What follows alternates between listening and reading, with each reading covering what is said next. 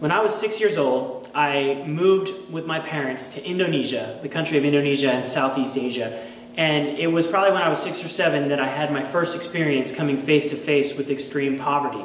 My dad used to take me on trips to villages where people did not have a source of clean drinking water. So they would be washing their clothes, using the toilet, and drinking and cooking from the same water source, which would be probably a very polluted river.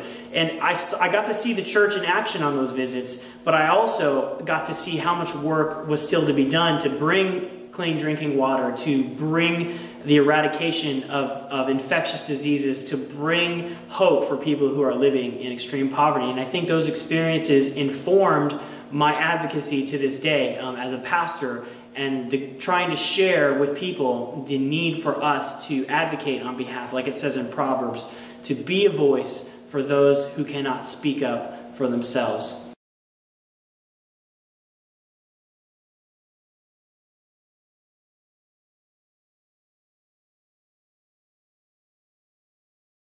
It hit home to me in a really personal way when my own daughter contracted just a really bad case of the flu, and she couldn't stop throwing up, and she got a condition called acidosis, which is just where your pH levels and your acid levels are so off that she became almost comatose. We took her to the doctor, and he sent us to the hospital. We stayed overnight in the hospital, and a simple IV was all that it took to restore her to normal levels, and for her to then heal and get better.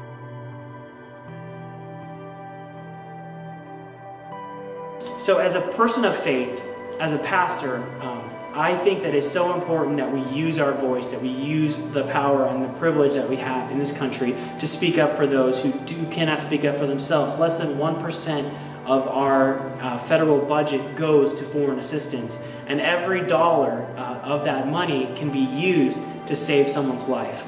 And so while our church here, Northpark Community Church, we help people directly, we believe in fighting homelessness and poverty and child malnutrition in our own communities, in our own city, but we need to also do that for people around the world, because in today's world, everyone is our neighbor, and Christ has called us to love God with our heart, soul, mind, and strength, and to love our neighbor as ourselves. And everyone in this global world is our neighbor.